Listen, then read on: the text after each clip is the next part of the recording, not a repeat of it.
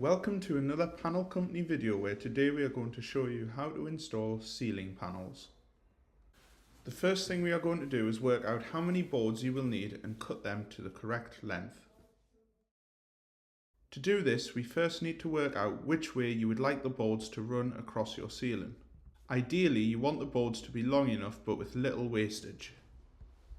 Once you know the orientation that you would like the boards, you can now measure the width of your ceiling. You can divide this by the width of the ceiling boards you are using, and this will determine how many boards you will need. For example, our width is 1250 millimeters and the board we are using is 250 millimeters. Dividing these together gives us 5 boards. If you have an uneven number at the end of this, you can round it up, but please note this means you will have to cut the final board. Now that we know how many boards we need, we can now measure the length to cut them to the correct size.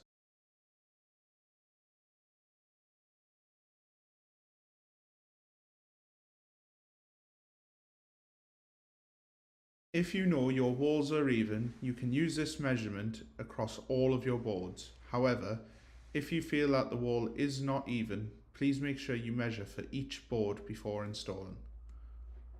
This will ensure every ceiling panel fits flush against the wall with no gaps. We will now show you how to cut your panels. The first thing you will want to do is measure the board using the measurement you got when you measured the length of your ceiling. If your board is quite thick and you're using a Stanley blade, you'll want to measure and cut the board with the pattern facing up to ensure it doesn't chip. Once you have rolled out the tape measure, you will want to mark your measurement at least 3 places across the board to ensure that we can use them to draw a straight line across.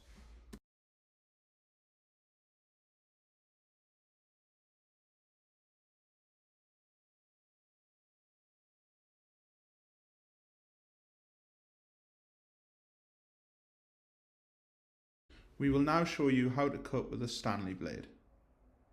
You can use a ruler, spirit level, or a spare piece of board in order to draw your straight line.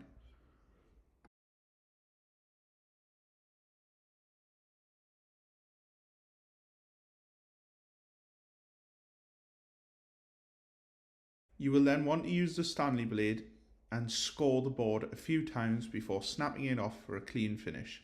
If you are worried about the cut not being straight, you can use a ruler or a spirit level as a guide and cut along.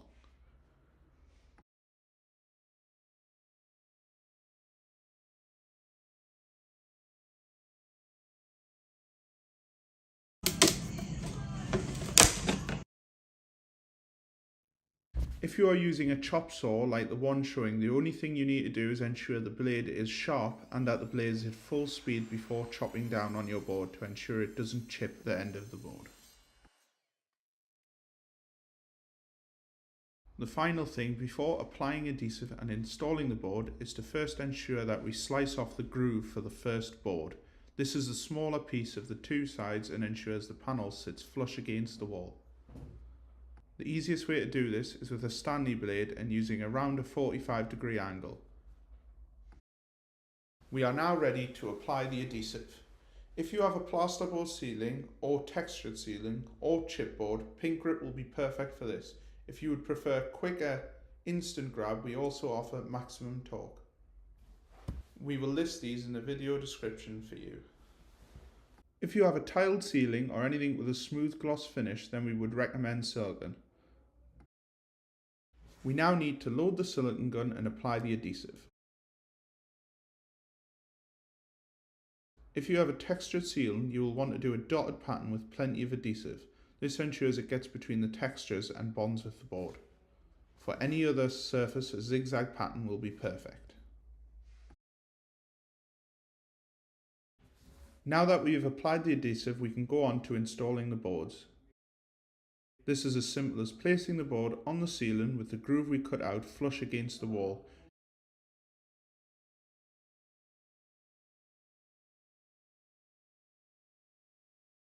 You will then want to apply pressure evenly across the entire board to ensure the adhesive spreads.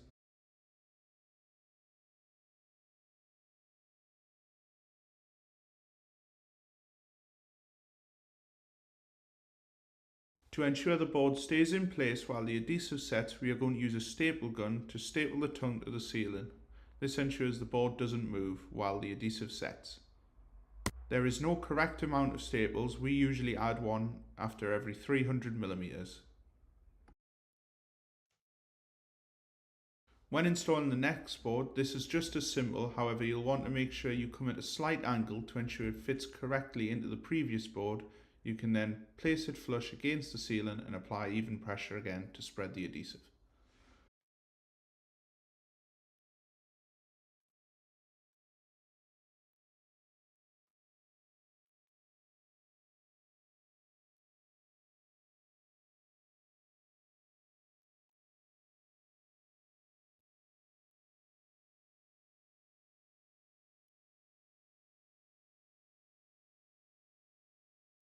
Once installed, we can then staple the tongue of this panel as well.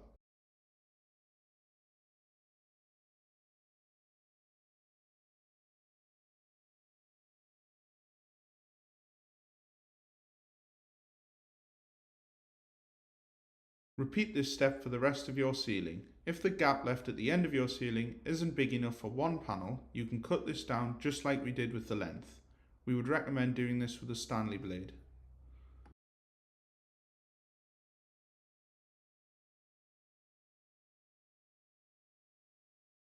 Now that the boards are installed, our last step is for those who are installing lights or any other ceiling accessories.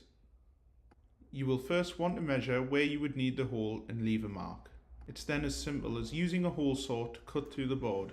If you're using a batten surface where there is a gap between your boards and the ceiling above, be careful as you near the other side of the board as to not damage it.